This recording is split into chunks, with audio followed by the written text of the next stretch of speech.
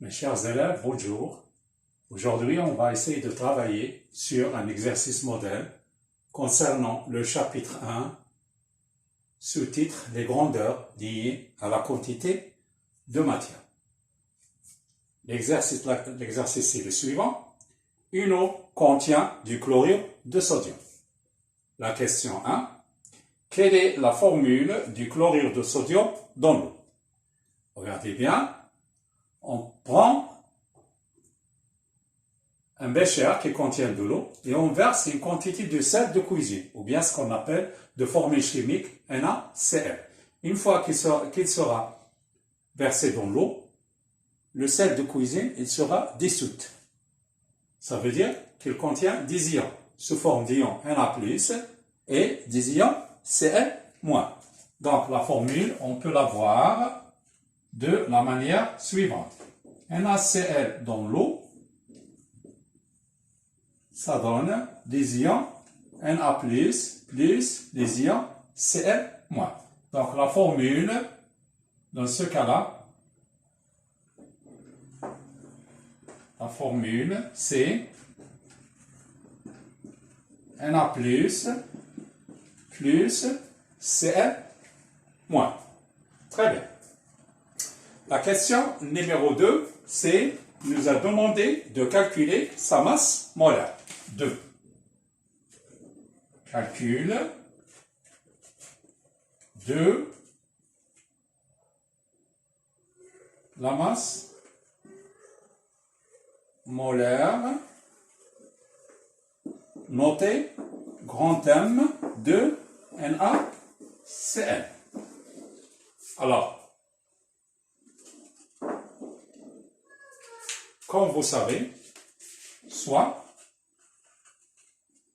M de NaCl égale la masse de Na plus la masse de Cl.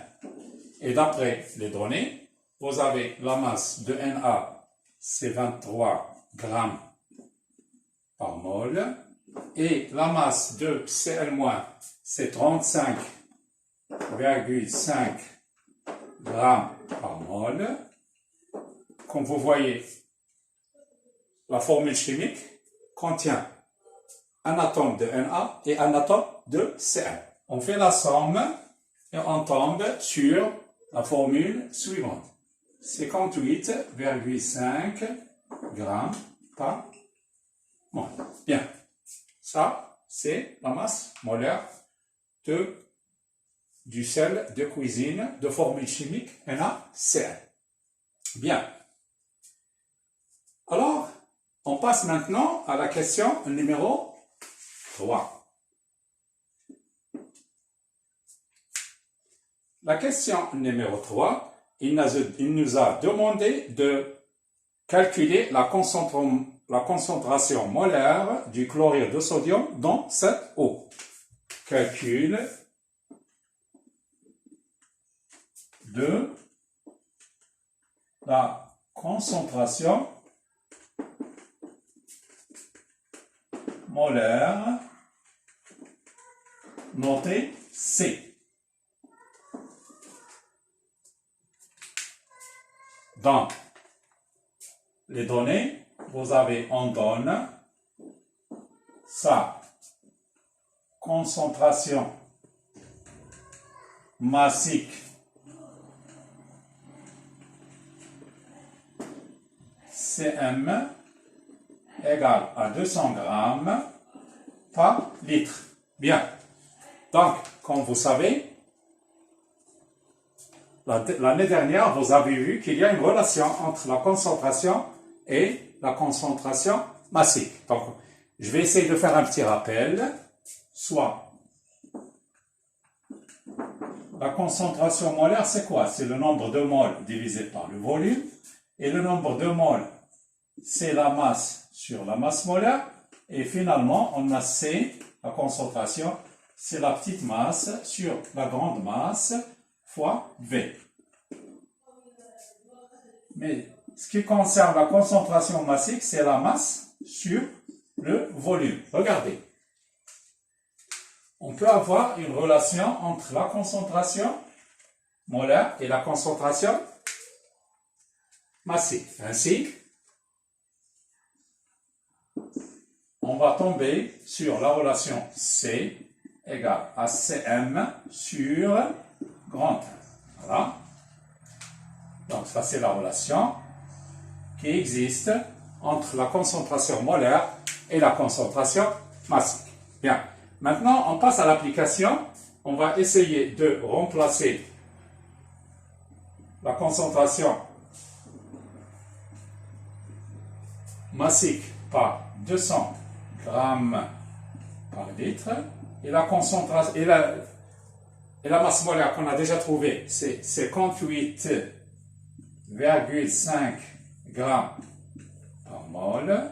Comme vous voyez, ici, on peut simplifier par gramme, et on tombe sur la valeur suivante. Donc, on va essayer de faire une petite application numérique, et on va tomber sur la relation suivante. C'est que la concentration molaire C égale à 3,4 mol par litre. Voilà, ça, c'est la relation concernant la concentration molaire. Bien.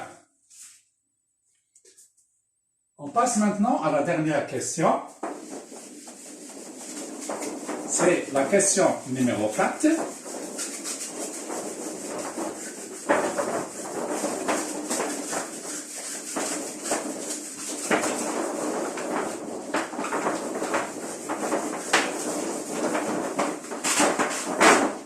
Alors, la question numéro 4, qu'est-ce qu'il nous a demandé?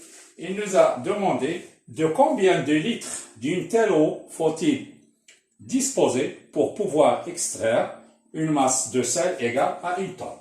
Bien. Donc, tout simplement, la question demandée, c'est calculer le volume V d'eau pour extraire